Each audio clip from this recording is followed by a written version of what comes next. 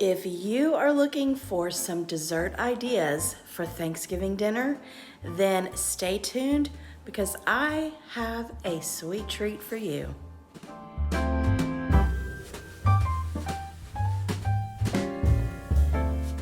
Hey my friends, welcome back to my channel.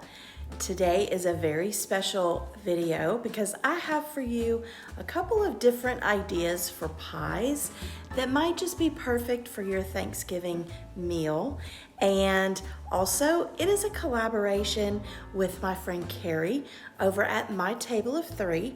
And this collaboration is just a little bit different because it runs from November 1st to November 17th. There's going to be one YouTube creator per day that's going to bring you some Thanksgiving pie ideas. And when you watch each video and you comment and like on each one, you're going to be entered into a giveaway that Carrie is going to do on November the 19th. And I'll have more information about that in the description box, as well as her channel and a list of all the creators that are taking part. So right now, I want to go ahead and show you two different pies that I have that you might just want to add to your Thanksgiving dinner menu. So let's go ahead and get started.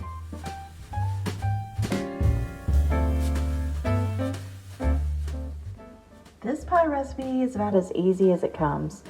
You use cinnamon rolls and apple pie filling. These are basically going to be cinnamon roll apple pie cups. So it's just as simple as putting the cinnamon rolls in the cup. I'm going to, in each muffin cup, I'm going to use a smaller cup to press it down so that the cinnamon rolls come up the side, put the filling in, and bake it. It is that simple. I'll have the recipe linked below, which this really doesn't need a recipe, but it did call for the apple pie filling that has more fruit, but I never could find it. So I just have this, and I put the pie filling in a bowl, and I am going to cut these up, chop them until they are very coarsely chopped. All right, my pan is sprayed and I have my cinnamon rolls. And this is just the regular cinnamon rolls. This is not the grands. I guess you could use the grands, but I feel like it's gonna be too much of the cinnamon roll. So I feel like the regular cinnamon rolls work perfectly. But you're gonna set the icing to the side because you're gonna use that at the end. But I put one cinnamon roll in each muffin tin. And I was going to use a cup to try to press down and push the sides up, or push the cinnamon roll up the sides of the muffin tin. But that didn't work too well. It was just as easy just to press it with my hands, kind of down in the middle and up the sides. So that's the easiest thing to do for this.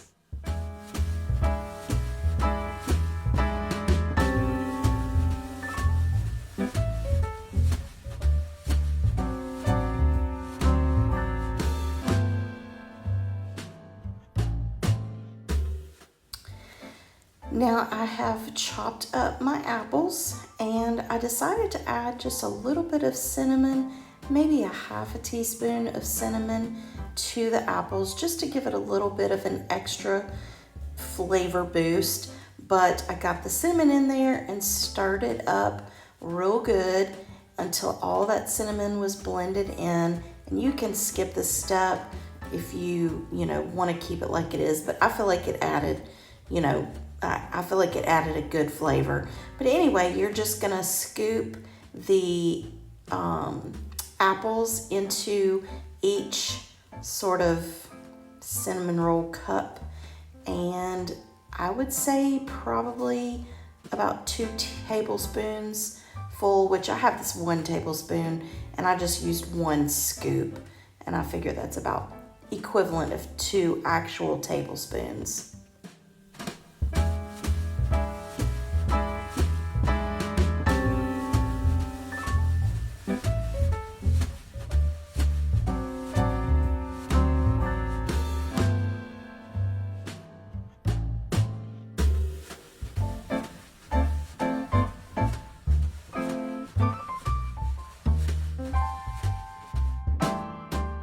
did have some apples left over, but once I finished filling the cups, I put them in the oven, and you want to cook them for anywhere between 13 and 17 minutes. All right, I'll let these cook for about 15 minutes, and I'm gonna let them sit in the muffin tin or muffin dish for about 10 minutes, and then I'll take them out and I'll put them on a cooling rack. All right, they have cooled, and now I have the icing that goes on top of the cinnamon rolls. So I'm just gonna kind of drizzle a little bit on each one, and they will be ready to eat. They look so good, and they smell delicious as well. All right, there you have it. Cinnamon roll apple pie cups. Not only do these look really pretty set out on your dessert table at Thanksgiving, but these taste really good. And I feel like this cup size is just the right size.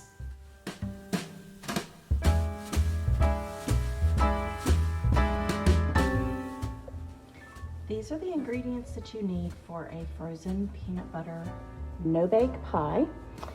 You are going to need some heavy whipping cream, powdered sugar, peanut butter. You can either make your own pie filling, but I mean your own pie shell, but I'm not gonna attempt that. You need chocolate chips and some bite-sized Reese's peanut butter cups, or any chocolate peanut butter cup. For the filling and the pie assembly, you don't need the chocolate chips. You just need these 4 ingredients. So now I'm just gonna go ahead and show you how to make the pie filling. In a small skillet or small saucepan, you're gonna add 1 1/4 cups of creamy or crunchy peanut butter, whichever is your choice. Mine is creamy. So this is 1 cup. I need to put another 1/4 cup, but I'm gonna go ahead and get that in to the saucepan. And then I'll put the other 1/4 cup off camera. You're also gonna add 1/4 cup of the powdered sugar and 1/4 cup of the heavy whipping cream. Then on low, you are just going to stir this until it's nice and creamy.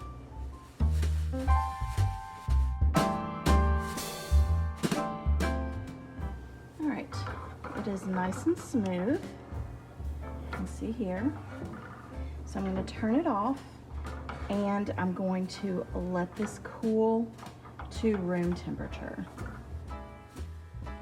All right, while my peanut butter mixture is cooling, in a mixing bowl, I'm going to combine 2 cups of heavy whipping cream along with 3/4 cups of powdered sugar, and I'm going to beat this on a medium speed until stiff peaks form.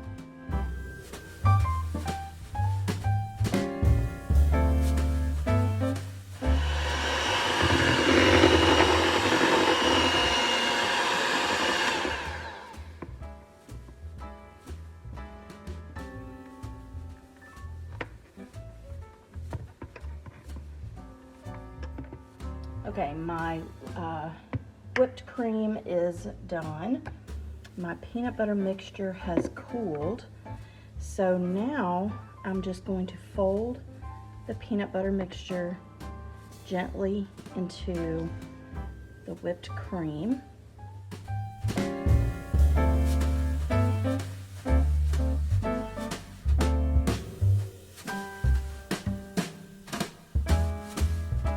And I have my peanut butter cups chopped up, and I will fold them as well, fold them in as well. I don't know about you, but I love peanut butter. So anything that involves peanut butter and chocolate is even better. All right, I think this is about done. Now we're gonna get this into the pie crust. This is a 9-inch pie crust. So I don't know if this is gonna be too small. It looks like I didn't get it all mixed in good enough. Let me finish that. So I don't know if it's gonna, the pie crust is gonna be too small. I don't know. Like I said, I've never made this before.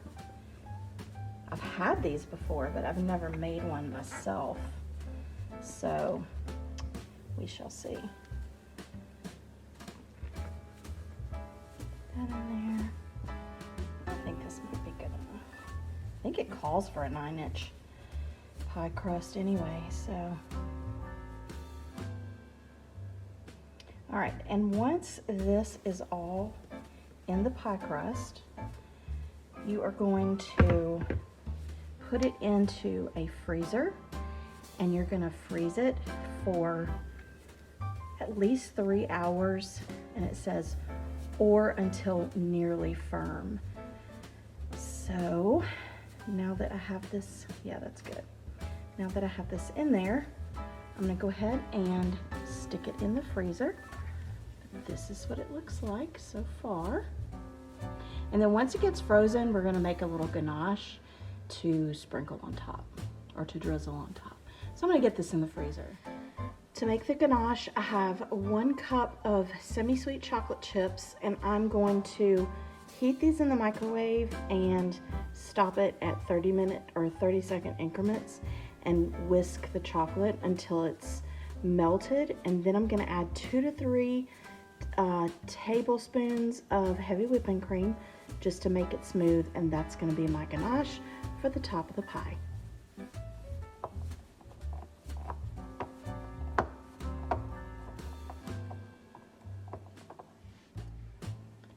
All right, so it only took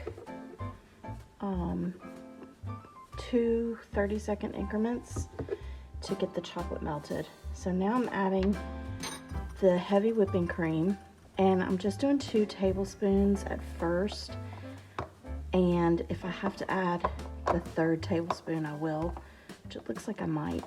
But you are going to stir this until it's completely incorporated, and then you're gonna let it cool to room temperature before you drizzle it onto the top of the peanut butter pie. So it looks like I am gonna have to add another tablespoon.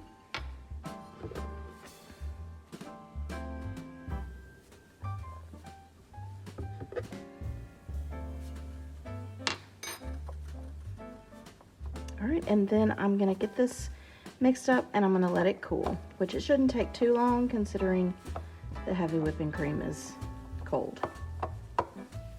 All right, I have my pie out of the freezer and I'm gonna top it with the ganache. Now I will say, I hate dealing with melting chocolate in the microwave because it never turns out the way the recipes say it will. I ended up having to add more heavy whipping cream than the recipe calls for, and actually heating it for a little bit longer in the microwave just to get it enough melted so that I could do what I'm doing right now to get the chocolate on top, which is fine because it still tasted delicious, but it's definitely not as pretty of a drizzle as what the picture in the recipe shows. But hey, you know, it is what it is. But anyway, I took a pack of Reese's cups of the like 2 regular size Reese's cups and chopped them off, and I topped the peanut butter pie with the chopped Reese's cups, and the pie was done. And I will say I have had peanut butter pie before, no bake peanut butter pie, and it was good, but I don't remember it being as good as what this was. I sliced me a little piece and it was so delicious. So if you need a dessert, a make-ahead dessert for Thanksgiving, then this may be just the pie for you, because it's easy enough where you can make it a day or two in advance, take it out, serve it on Thanksgiving, and it will definitely be a hit. And it's really actually very pretty.